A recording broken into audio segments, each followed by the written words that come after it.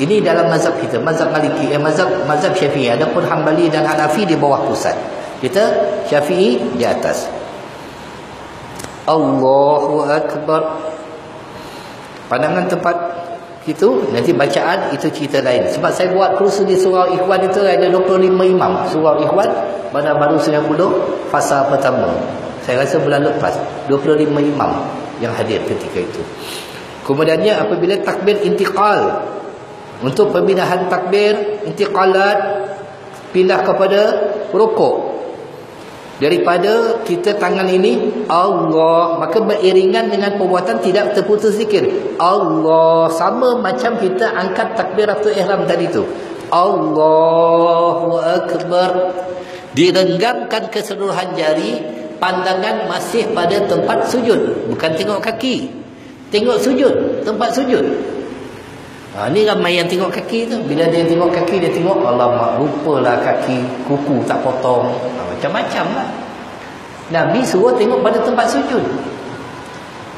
Maka perpindahan tadi Allahu Akbar, menggenggam lutut dibuka. Dibuka keseluruhan jari, tidak dirapat. Dan betul-betul meluruskan tudang belulang, tengok pada tempat sujud. Kemudian untuk iktidal daripada bawah tadi tu, Sami Allah, sama dia punya posisi macam ketika takbiratul ihram. Daripada bawah Sami Allahu liman hamidah sampai sini.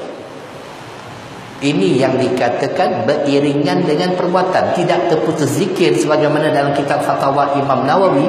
Jangan diputuskan zikir di dalam salat. Bukan selepas kita berdiri. Kita dah berdiri, Sami Allahu liman hamidah, tu terputus zikir. Di antara tu terputus zikir. Kerana salat itu tidak boleh terputus zikir. Sami Allahu liman hamidah. Kemudian apabila kita sujud, maka dengan kedua lutut kita yang kita turunkan ke mazhab kita, mazhab Syafi'i, Allah, tangan dirapatkan lurus. Allahu Akbar, lurus, rapat. Bukan dibuka macam ni, bukan macam ni, bukan macam ni. Lurus. Kaki, perut ibu jari kaki. Sebab tadi saya masuk ada seorang hamba Allah semayang, jadi sujudnya tak betul. Perut jari kaki kita itu dengan kita meletakkan begini. Maka apabila kita letak sujud dalam macam ni, maka akan terarah jari jemari ke arah kiblat. Tadi itu yang saya nampak tu ada seorang hamba Allah semayang, dia letak macam ni. Ini tak sah, sujudnya tak sah. Habis sembahyang. Kerana 7 anggota yang wajib. 2 tapak tangan, 2 lutut, perut jari kaki kita, kemudian dahi. Sunat untuk hidung kita. Dan terarah ke arah kiblat keseluruhan jari jemari kaki kita. Allahu Akbar. Sujud. Dibuka sedikit, bagi perempuan dirapat. Allahu Akbar. Apabila daripada bawah tu Allahu Akbar, duduk iftirash, menegakkan kaki kanan, duduk pada telapak kaki yang kiri, maka dengan itu akan terarah jari jemari ke arah kiblat. Ini yang sahih. Boleh tak duduk macam ni? Boleh. Tapi ini menyalahi sunnah. Boleh tak duduk macam ni? Boleh. Sah. Menyalahi sunnah. Ada orang duduk macam ni, ada orang duduk macam ni, ada orang duduk macam ni. Sedangkan yang dibawa oleh Rasulullah SAW menegakkan kaki yang kanan. Ini dalam duduk iftirash, duduk antara 2 sujud. Ini dalam mazhab Syafi'i. Adapun mazhab Maliki itu di Allahumma salli ala Sayyidina Muhammad. Di tempat lain mazhab Maliki itu dia duduk iqaq, dia panggil. Ini duduk mazhab Maliki. Mazhab Maliki duduk begini. Banyak di Morocco. Morocco ramai. Tu mazhab Maliki duduk macam ni. Mazhab Imam Syafi'i membezakan duduk istirahat dan tawarruk. Istirahat menegakkan kaki yang kanan, duduk pada kaki yang kiri. Kemudian jari jemari diletakkan pada paha, dengan lurus ke arah kiblat. Lurus ke arah kiblat. Bukan letak bawah macam ni, bukan macam ni, macam ni. Lurus betul-betul ke arah kiblat. Persembahkan betul-betul di hadapan Allah. Lurus. Bukan letak macam ni, tak tahu macam-macam. Sedangkan tak ada hadis yang membawa begitu. Nabi SAW rapat gini, kemudian berhenti. Kemudiannya apabila kita sujud kali kedua, Allahu Akbar, sujud. Sebelum bangkit pada sujud dipanggil jasratul istirahah. Duduk sebentar. Allah. Duduk sebentar tu macam istirahat tadi. Allahu Akbar. Baru naik. Sampai sini Allahu Akbar. Itu pada rakaat yang kedua. Jadi 4 tempat mengangkat tangan sunat. Allahu Akbar. Rukuk, Allahu Akbar. I'tidal, Sami'allahu liman hamidah. Bangkit daripada tahiyat awal. Tahiyat awal kita duduk istirahat, seumpama duduk antara dua sujud. Selepas kita tahiyat tadi, Allahu Akbar. 4 tempat sunat mengangkat tangan. Boleh tak kalau tak angkat? Boleh. Sah. Tapi kuranglah ganjaran pahala. Sembahyang Allahu Akbar. Boleh. Tak salah. Saya tak kata salah. Allahu Akbar boleh? Boleh. Tak salah. Buatlah suka hati. Tapi menyalahi sunnah. Kita nak bertetapan pada sunnah. Ini yang kita nak bawa. Agar kita itu dipandang oleh Allah SWT mengikut jalan laqad kana lakum rasulillahi uswatun hasanah. Adalah pada diri Rasulullah itu contoh ikutan terbaik. Kemudian duduk tawaruk, duduk tahiyat akhir. Maka kita duduk pada lantai dengan menghamparkan kaki yang kiri. Kaki kanan ditegakkan. Kata ulama begini, ditegakkan, elok dilencongkan jari jemari kaki yang kiri, maka akan terarah jari kaki yang kiri, jari yang kanan ke arah kiblat. Begitu juga dengan tangan kita. Ini yang kita nak bawa. Ini yang kita nak tunjukkan kepada masyarakat, agar kita itu terpandu sebagaimana yang dibawa juga dalam kitab Munyatul Musalli oleh Al-Imam Al-Alama Al-Alim Syekh Daud Al-Fatani. Begitu juga yang terletak dalam kitab Minhajul Talibin, kitab Fathul Mu'in, bagai-bagai kitab turat, kitab fiqh. Ulama-ulama terdahulu telah menunjukkan cara solat baginda Nabi SAW. Kemudiannya sehinggalah kita memberi salam, kum masih lagi ke arah kiblat. Assalamualaikum.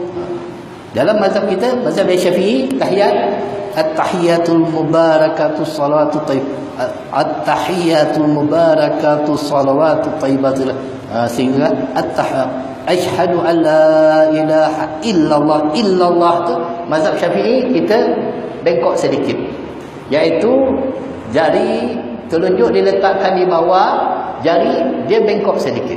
Ini dalam mazhab kita, mazhab Syafi'i. Kita tak nak masuk mazhab lain, kan pening kepada orang kan. Kalau mazhab Maliki dia ada goyang kiri dan kanan dan sebagainya, itu banyak.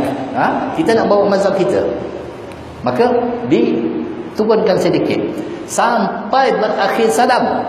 Assalamualaikum warahmatullahi. Masih lagi macam tu. Kemudian baru alih ke sini, kiblat balik. Assalamualaikum warahmatullahi. Baru dilepaskan.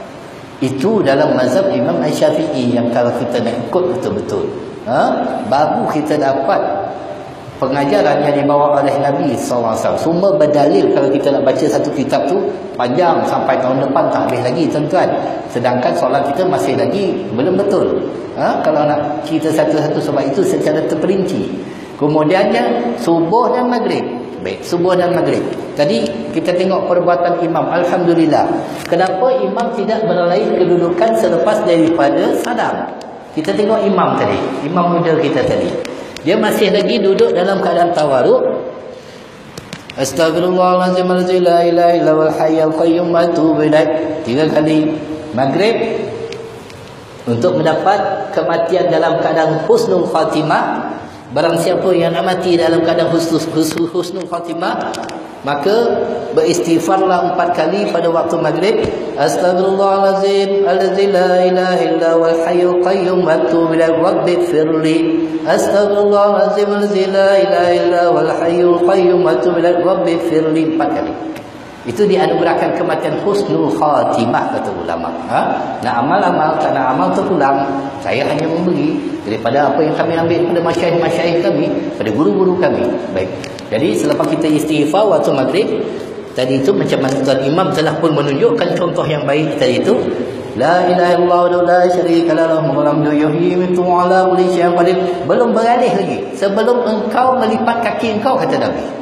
Sebelum bergalih, sebelum bersela, sebelum kita duduk macam mana sekalipun, masih lagi dalam keadaan duduk tawaduk.